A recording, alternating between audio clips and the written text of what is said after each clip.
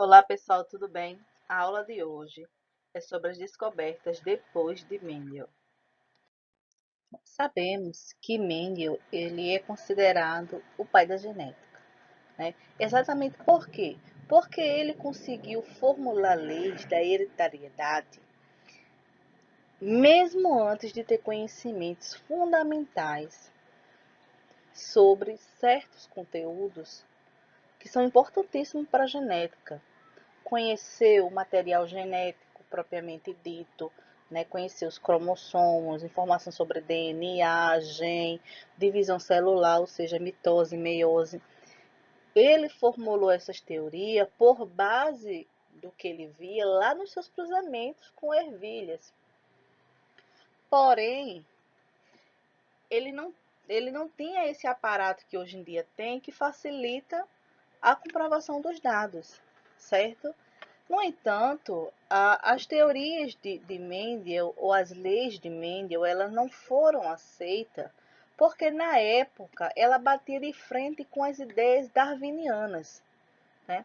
Porque Darwin também escreveu teorias, né, ideias em relação sobre a hereditariedade. Como eu falei a vocês nas aulas anteriormente, que muitos cientistas se preocupavam em entender essa transmissão das características durante as gerações futuras.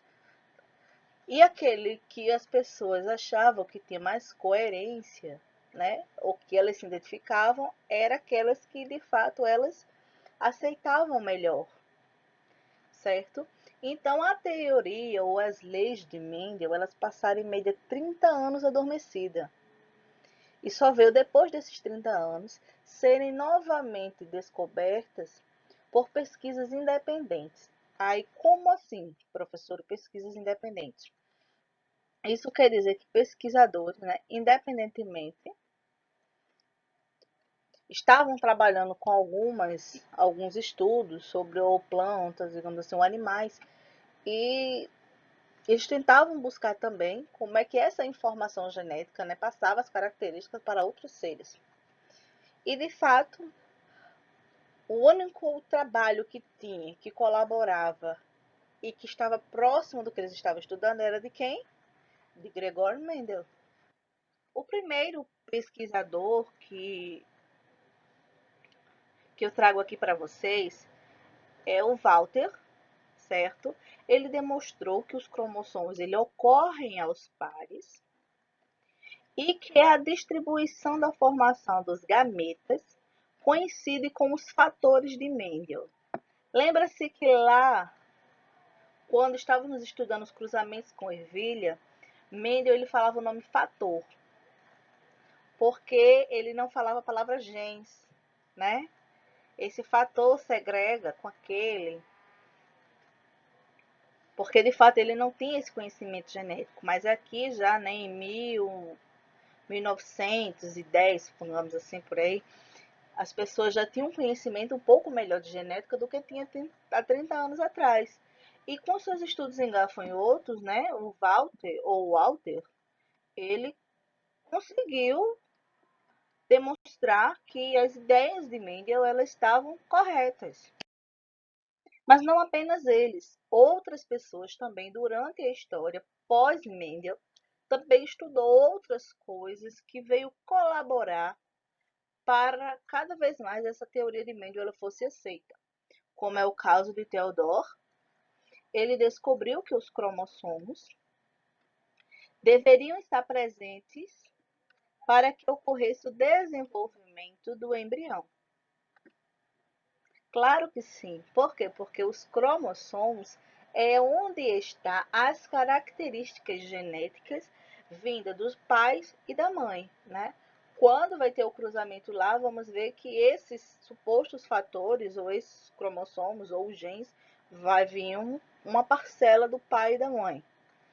E ele fez esse estudo e comprovou essas informações através do estudo com os ouriços do mar. Quem identificou os genes e associou ao fator de Mendel foi o geneticista Thomas Morgan e sua equipe de estudantes nos Estados Unidos.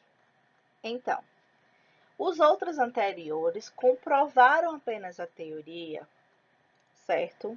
Em relação ao que Mendes já tinha dito, né? Então, até então, a informação ela vai aprimorar aqui, a partir de Thomas Morgan. Por quê? Porque os genes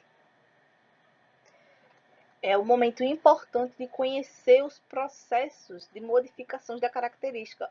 Ou essa característica ela não modifica, ou ela permanece, ou ela não altera, ou ela não se altera. Isso.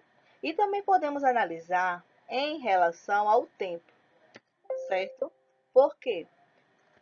Olha a diferença de Theodore, de 1910, digamos assim, e que seja 1940, muitos anos à frente. Então, a ciência ela vai acompanhando o ritmo desse crescimento e o desenvolvimento também.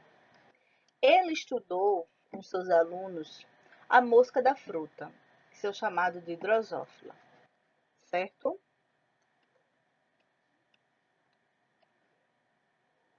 Ele analisou os genes das drosófilas e pôde observar algumas modificações durante as gerações.